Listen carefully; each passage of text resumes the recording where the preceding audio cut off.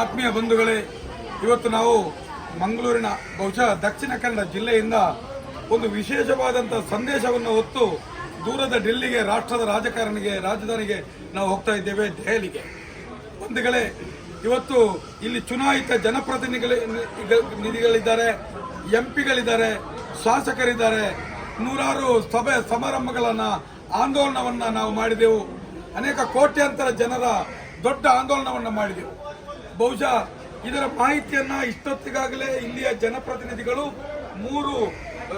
ಎರಡು ಚುನಾಯಿತ ಎಂಪಿ, ಒಂದು ಇನ್ನೊಬ್ಬರು ನಮ್ದು ಮತ್ತೊಬ್ಬ ಅವರಿಗೆ ರಾಜ್ಯಸಭಾ ಸದಸ್ಯರು 3 ಜನ ಇದ್ರೂ ಕೂಡ ಡೆಲ್ಲಿಯ ಜನರಿಗೆ ಕಿವಿಗೆ ಹಾಕಲಿಲ್ಲ ಈ ವಿಚಾರವನ್ನ. ಇದು ಸಾಮಾನ್ಯದ ವಿಚಾರ ಅಲ್ಲ. ಸೌಜನ್ಯ ಎಂಬ ಒಂದು ಹುಡುಗಿಯನ್ನ ಬರ್ಬರವಾಗಿ ಹತ್ಯೆ ಮಾಡಿ, ಅತ್ಯಾಚಾರ ಮಾಡಿ, ಮರ್ಮಾಂಗಕ್ಕೆ ಹೊಯ್ಗೆಯನ್ನು ತುಂಬಿಸಿ ಬಿಸಾಡಿ ಹೋದಂತ ಕತೆ ಒಂದು. ಆನೆ ಮಾವುತರು ಇರಬಹುದು, ಸಾಧಾರಣ 45-50 ವರ್ಷಗಳ ಈಚೆ ನಿರಂತರವಾಗಿ 400ಕ್ಕೂ ಮಿಕ್ಕಿ ಇಡೀ ಧರ್ಮಸ್ಥಳ ಗ್ರಾಮದಾದ್ಯಂತ ಒಂದು ಭೀಕರವಾದಂಥ ಕೊಲೆ ಅತ್ಯಾಚಾರಗಳು ನಡೀತವೆ. ಆದರೆ ಒಂದು ಯಕ್ಷ ಪ್ರಶ್ನೆ ಅಂತ ಹೇಳಿದ್ರೆ, ಎಲ್ಲಿಯೂ ಅಪರಾಧಿಗಳು ಸಿಗಲಿಲ್ಲ, ಯಾಕೆ ಅಪರಾಧಿಗಳು ಸಿಗ್ತಾ ಇಲ್ಲ ಎಂಬುದು. ಧರ್ಮದ ಹೆಸರಿನಲ್ಲಿ ಮೋಸ, ಬೇರೆ ಬೇರೆ ವಿಚಾರಗಳಲ್ಲಿ ಧರ್ಮ ಧಾರಣೆಗಿರುವಂಥದ್ದು, ಧರ್ಮ ಅನುಷ್ಠಾನಕ್ಕೆ ಇರುವಂಥದ್ದು, ಧರ್ಮ ನಮ್ಮನ್ನು ಗುರುತಿಸಲಿಕ್ಕೆ ಇರುವಂಥದ್ದು. ಅದೇ ಧರ್ಮ ಇವತ್ತು ಬಡವರನ್ನ ದರೋಡೆ ಮಾಡ್ತಾ ಇದೆ, ಮೋಸ ಮಾಡ್ತಾ ಇದೆ ಅಂತ ಹೇಳಿದ್ರೆ, ಇಷ್ಟೆಲ್ಲ ಜನಾಂದೋಲನ ಸಭೆಗಳಾದರೂ ಈ ಸರ್ಕಾರಕ್ಕೆ ಮುಟ್ಟಿಲ್ಲ ಎಂಬುದು ನೋವಿನ ಕತೆ. ಇರಲಿ, ಈ ಸ್ಥಿತಿಗೆ ನಾವು ಡೆಲ್ಲಿಗೆ ಹೋಗಿ ನಾವು ಮಾಡುವಂಥ ಸ್ಥಿತಿ ಬರ್ತದೆ ಅಂತ ನಾವು ಯಾರೂ ಗ್ರಹಿಸಲಿಲ್ಲ. ಆದರೆ ಎಲ್ಲ ಎಂಪಿಗಳು, ಎಲ್ಲ ಶಾಸಕರು, ಅವಳಿ ಜಿಲ್ಲೆಗಳ ಶಾಸಕರು, ಕರ್ನಾಟಕದಾದ್ಯಂತ ಎಲ್ಲ ಉಸ್ತುವಾರಿ ಸಚಿವರುಗಳು ಇವರ ಕಿವಿಗೆ ಬೀಳಲೇ ಇಲ್ಲ.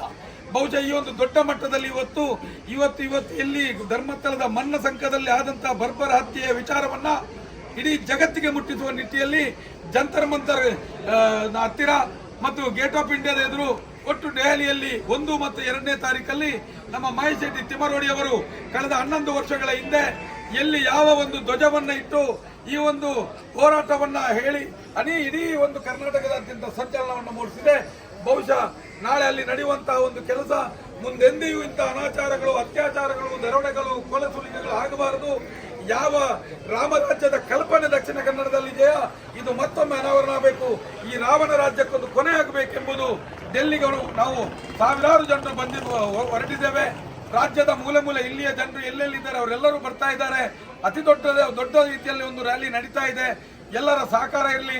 ಎಲ್ಲ ರೀತಿಯಲ್ಲೂ ಈ ದೇಶದ ಕಾನೂನಿಗೂ ಸಂವಿಧಾನಕ್ಕೂ ನಾವು ಮಾನ್ಯತೆ ಕೊಟ್ಟು ಒಂದು ಮುಗ್ಧ ಹುಡುಗಿಯ ಕುಟುಂಬಕ್ಕೆ, ಸೂತಕದ ಮನೆಗೆ ನ್ಯಾಯ ಸಿಕ್ಕುವ ಉದ್ದೇಶದಿಂದ ದೂರದ ಡೆಲ್ಲಿಗೆ ಹೊರಟು ನಿಂತಿದ್ದೇವೆ.